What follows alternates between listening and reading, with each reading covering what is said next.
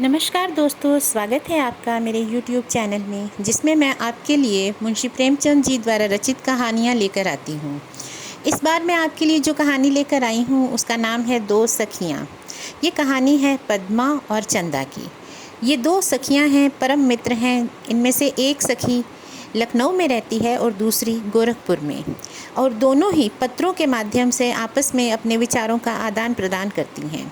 दोनों की विचारधारा बिल्कुल अलग है। एक परंपरागत विचारधारा की है तो दूसरी आधुनिक विचारधारा की। तो दोनों के आपस में जीवन में होने वाली घटनाओं का एक दूसरे पर क्या असर होता है और वो किस तरह से अपने जीवन में सुख को प्राप्त करती हैं, इसी के बारे में है ये कहानी। तो आइए शुरू करते हैं। आज का पहला भाग है। ये कहानी पत्रों के माध्यम से चलती है। इस कहानी में जो पहला पत्र है वो लिखा है पद्मा ने अपनी सखी चंदा को। इसमें पद्मा अपनी सखी चंदा को कहती है, प्यारी बहन, जब से यहाँ आई हूँ तुम्हारी याद सताती रहती है। काश तुम कुछ दिनों के लिए यहाँ चली आती तो कितनी बहार रहती। मैं तुम्हें अपने विनोद से मिलाती। क्या ये संभव नहीं है? तुम्हारे माता पिता क्या तुम्हें इतनी आज़ादी भी न देंगे? मुझे तो आश्चर्य यही है कि बेड़ियाँ पहनकर तुम कैसे रह सकती हो। मैं तो इस तरह घंटे भर भी न रह सकती। ईश्वर को धन्यवाद देती हूँ कि मेरे पिताजी पुरानी लकीर पीटने वालों में से नहीं हैं। वह उन नवीन आदर्शों के भक्त हैं जिन्होंने नारी जीवन को स्वर्ग बना दिया है। नहीं तो मैं कहीं की न रहती।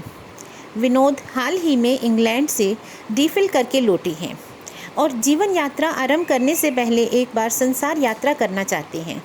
यूरोप का अधिकांश भाग तो वह देख चुके हैं, पर अमेरिका, ऑस्ट्रेलिया और एशिया की सैर किए बिना उन्हें चैन नहीं। मध्य एशिया और चीन का तो वे विशेष रूप से अध्ययन करना चाहते हैं। यूरोपियन यात्री जिन बातों की मीमांसा न कर सकें, उन्हीं पर प्रकाश डालना उनका ध्येय है। सच कहती हूँ चंदा, ऐसा साहसी, ऐसा निर्भीक, ऐसा आदर्शवादी पुरुष मैंने कभी नहीं देखा था। मैं तो उनकी बातें सुनकर चकित हो जाती हूँ। ऐसा कोई विषय नहीं है जिसका उन्हें पूरा ज्ञान न हो, जिसकी वह आलोचना न कर सकते हों। और यह केवल किताबी आलोचना नहीं होती, इसमें मौलिकता और नवीनता होती है। स्वतंत्रता के तो वह अनन्य उपासक हैं। ऐसे पुरुष की पत्नी बनकर ऐसी कौन सी स्त्री है जो अपने सौभाग्य पर गर्व ना करे। बहन, तुमसे क्या कहूँ कि प्रातःकाल उन्हें अपने बंगले की ओर आते देखकर मेरे चित्त की क्या दशा हो जाती है। यह उन पर न्योछावर होने के लिए विकल हो जाता है। वह मेरी आत्मा में बस गए हैं। अपने पुरुष की मैंने मन में जो कल्पना की थी, उसमें और इनमें बाल बराबर भी अंतर नहीं। मुझे दिन रात यही भय लगा रहता है कि कहीं मुझ में उन्हें कोई त्रुटि न मिल जाए। जिन विषयों में उनकी रुचि है, उनका अध्ययन आधी रात तक बैठी किया करती हूँ। ऐसा परिश्रम मैंने कभी न किया था। आईने कंघी से मुझे कभी उतना प्रेम न था। सुभाषितों को मैंने कभी इतने चाव से कंठ न किया था। अगर इतना सब कुछ करने पर भी मैं उनका हृदय न पा सकी तो बहन, मेरा जीवन नष्ट हो जाएगा, मेरा हृदय फट जाएगा और संसार मेरे लिए सूना हो जाएगा। कदाचित प्रेम के साथ ही मन में ईर्ष्या का भाव भी उदय हो जाता है। उन्हें मेरे बंगले की ओर आते देखकर जब मेरी पड़ोसन कुसुम अपने बरामदे में आकर खड़ी हो जाती है, तो मेरा ऐसा जी चाहता है कि उसकी आंखें ज्योतिहीन हो जाएं। कल तो अनर्थ ही हो गया। विनोद ने उसे देखते ही हैट उतार ली और मुस्कुराए। वह उल्टा भी खीसे निकालने लगी। ईश्वर सारी विपत्तियां दे, पर मिथ्या अभिमान न दे। चुड़ैलों की तो उसकी सूरत है, पर अपने को अप्सरा समझती है। आप कविता करती है और कई पत्रिकाओं में उसकी कविताएं छप भी गई हैं। बस अपने पांव ज़मीन पर नहीं रखती। सच कहती हूँ, थोड़ी देर के लिए विनोद पर से मेरी श्रद्धा उठ गई। ऐसा आवेश होता था कि चलकर कुसुम का मुंह नोच लूँ।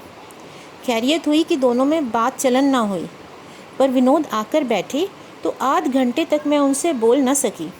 जैसे उनके शब्दों में वह जादू ही ना था, वाणी में वह रस ही ना था। तब से अब तक मेरे चित्त की व्यग्रता शांत नहीं हुई। रात भर मुझे नींद नहीं आई। वही दृश्य आंखों के सामने बार बार आता था। कुसुम को लज्जित करने के कितने मंसूबे बांध चुकी हूँ।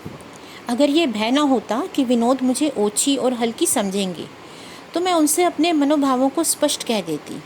मैं संपूर्णतः उनकी होकर उन्हें संपूर्णतः अपना बनाना चाहती हूँ। मुझे विश्वास है कि संसार का सबसे रूपवान युवक मेरे सामने आ जाए तो मैं उसे आंख उठाकर भी न देखूंगी। विनोद के मन में मेरे प्रति यह भाव क्यों नहीं है? चंदा, प्यारी बहन, एक सप्ताह के लिए आ जा। तुझसे मिलने के लिए मन अधीर हो रहा है। मुझे इस समय तेरी सलाह और सहानुभूति की बड़ी ज़रूरत है। यह मेरे जीवन का बहुत नाजुक समय है। इन्हीं 10-5 दिनों में या तो पारस हो जाऊंगी या मिट्टी।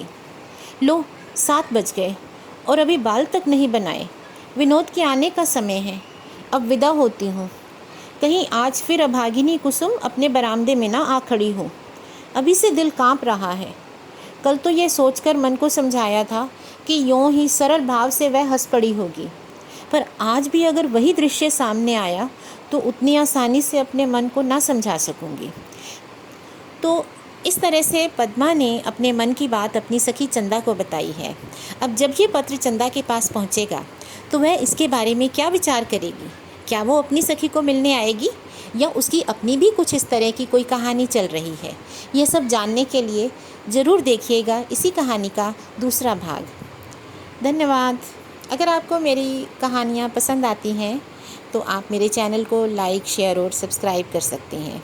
ये कहानियाँ मेरी नहीं हैं, मुंशी प्रेमचंद जी की हैं। मैं सिर्फ उन्हें सुना रही हूँ, उन्हें आपको बताने का माध्यम हूँ। Thank you.